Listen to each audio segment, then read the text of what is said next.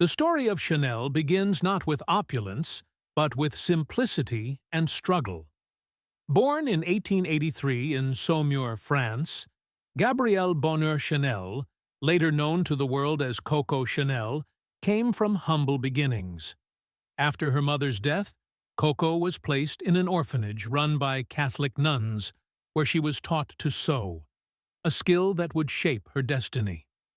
In her early 20s, Gabrielle tried her hand as a singer in cabarets, earning the nickname Coco from a popular song she performed. Though her singing career was short-lived, Coco soon found new purpose through fashion. With the financial help of her companion, Etienne Balsan, and later English industrialist Arthur Boy Capel, the great love of her life, she opened her first millinery shop in 1910 on Rue Cambon in Paris, under the name Chanel Modes. At the time, hats were a major element of women's fashion, and Chanel's minimalist, elegant designs stood out in a market dominated by flamboyance. Her hats were soon worn by influential actresses, establishing her name in elite Parisian circles. By 1913, she opened boutiques in Deauville and Biarritz, where she expanded into clothing. Instead of following the restrictive norms of the Belle Époque, corsets, heavy fabrics, and complex silhouettes, Chanel designed relaxed, practical garments, many made from jersey, a fabric previously used for men's undergarments. Her style was influenced by menswear and sportswear, groundbreaking for its time. Chanel offered women freedom of movement and elegance without constraint.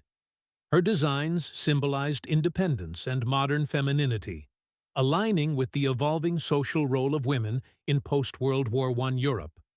In 1921, Chanel launched one of the most iconic products in fashion history, Chanel No. 5, created with perfumer Ernest Beau.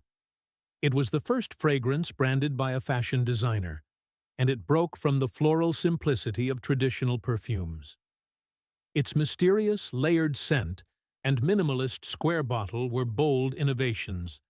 Chanel No. 5 became a global phenomenon, famously endorsed by Marilyn Monroe, who declared she wore nothing else to bed. The little black dress, LBD, followed in 1926, introduced by Chanel as a wardrobe staple for every woman. Vogue called it a sort of uniform for all women of taste. She transformed the color black from mourning attire to a symbol of refined sophistication. In the 1930s, Chanel continued her success with quilted handbags, bold costume jewelry, and her iconic tweed suit, inspired by British men's tailoring. Her fashion house flourished until the outbreak of World War II. During the war, Chanel closed her stores and lived at the Ritz Hotel in Paris, a controversial time that later cast shadows on her legacy.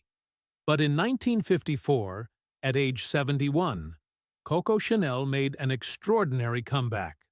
While the fashion world had embraced Christian Dior's ultra-feminine new look, Chanel countered with practical elegance. She reintroduced the Chanel suit, collarless jackets, fitted skirts, gold buttons, and chain-weighted hems, once again giving women fashion that was both chic and empowering. Her vision remained consistent. Luxury should be comfortable, or it's not luxury at all. After Coco Chanel's death in 1971, many assumed the House of Chanel would fade. But in 1983, Karl Lagerfeld took the reins as creative director and injected new life into the brand. He preserved the DNA of Chanel while infusing it with boldness, contemporary flair, and pop culture influence. Lagerfeld's tenure lasted until his death in 2019 and was instrumental in making Chanel a modern fashion empire. Today, Chanel is a symbol of timeless luxury, innovation, and independence. From its humble beginnings to its status as a multi-billion-dollar brand, the legacy of Coco Chanel endures not only through tweed, pearls, and perfume, but in the enduring idea that style is eternal And confidence is the most powerful accessory of all.